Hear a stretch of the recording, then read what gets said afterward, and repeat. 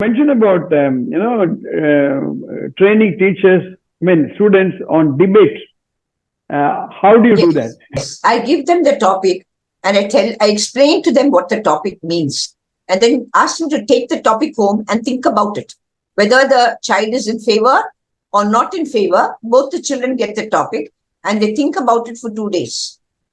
They then come out with their ideas. I have the patience to write down each child's points. Each child's points in 2 papers I write down, and I tick mark the points that are deservingly needed for the topic. And I tell them I add on a few more of my points also, because, sometimes in some cases, 2 hands strike, that's a clap. You need to really help them, and I help them. And then another thing I do is I go to the room where there's a mirror and ask the child to stand away from the mirror and look at himself when he's delivering his points. Okay? And then this child who's not in favor of a point has to speak later. If one is in favor, speaks first. One who's not in favor, I don't say the word against. One is not in favor, he speaks next. And then I call another child who's been listening to all this and ask him to sum up in his own way. I tell them, you're the judge, you sum up. So he brings the best of both and he makes a very good discussion. I have done it at the level of 7th and 8th, not above that.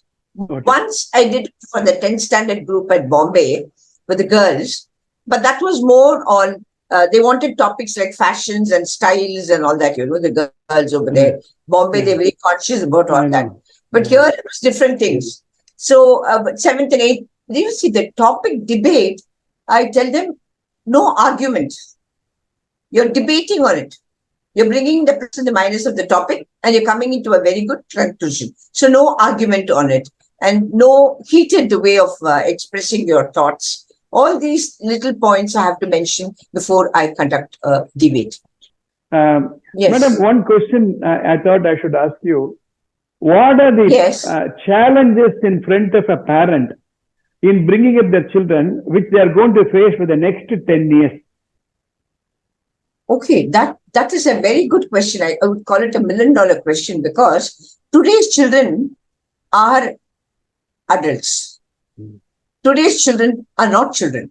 They know, and then they're very strong-minded, independent in their views, and would not take a change unless they are absolutely convinced. And for every suggestion given to them, they have something else to counteract and say, no, I think this would be better. I think leave it to us. We would like to do this way. 1, ambition. 2, the peer pressure that they face. So many of my friends have gone here, have gone there, have gone there. They've all gone abroad. And then they're unmindful of the brain drain. It's total brain drain. All our brains have gone away overseas. And that itself is the biggest challenge for a parent. Why have I amassed so much wealth? Why have I done so much here in India when my children are not going to come back at all? Now, I come to the problems in front of a teacher. You started teaching 50 years ago. Luckily, you have finished teaching in a school. Today, what are the challenges in front of a teacher? A parent faces.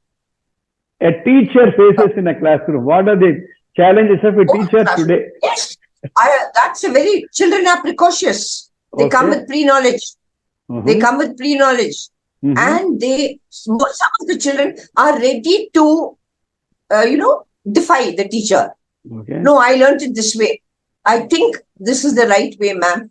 I think I've learned it this way. Are you, they go to an extent saying the teacher may be wrong. Okay. That's quite common. Gone are the days when teacher's word was gospel truth. We all humbly listened to teachers, whatever they taught us, and learned it well. But today's children are precautious. They have a different lesson plan. They have a different lesson plan with them. Their objectives are different for a particular lesson. They expect a different methodology. They expect a different outcome, whereas the teacher has prepared her lesson plan in her own way and she wants to deliver that. So if the child digresses the teacher's thought, the teacher faces a very big challenge. How does she settle it? She says, she has to say, very importantly, child, I appreciate whatever you have said. I'm so happy that you have so much knowledge in you, and I'm happy that you're sharing it with me. I think I would also like to share my knowledge with you. So together we'll do the learning. Simple. Okay. The moment the teacher appreciates the child and does not put down the child is really very happy and feels honored. Okay. That's wonderful. So Keep quiet, sit in your place in Cholita. It's a degrading thing for the child. Never say that. But on those days, I never used to. I had students who used to come forward and tell me, I have a book of encyclopedia. There was no Google then. They used to say, I saw it there. Oh, great. Why don't you bring it and show it to me? You used to show it to me. I used to be very happy. I used to show it to all the students that so-and-so has brought this. Let's all learn together. Simple, nothing wrong. If the teacher bows down before the student. Okay. That's wonderful. That's a wonderful thing. So that the teacher, that means that ego should not stand in the way. எனக்கு எல்லாம் தெரியும் நீ யாருன்னு சொல்றதுக்கு Okay. Go and sit in your place and finished. Very hurting for the child. Okay. Very hurting. Okay. Madam, that was a wonderful interview. You have given a lot of input. Can I give my parents your email ID so that if they have any queries, they can email to you? Definitely. Yeah. And, Certainly. Certainly. Do you undertake English teaching projects in schools so that can any school management contact you for help? Sure. Yes. If I'm invited, I'll definitely go forward. No problem. Okay. Thank you, madam. Thank you, madam. I'm very happy. I learned a lot from this. I pray God He should give you a longevity, prosperity, wealth, peace of mind, so that your service continues for the next couple of decades. That's my wish. Thank you very much. Oh my God. Thank you very much. And thank you for the opportunity, Mr. Thank you. Thank you very much.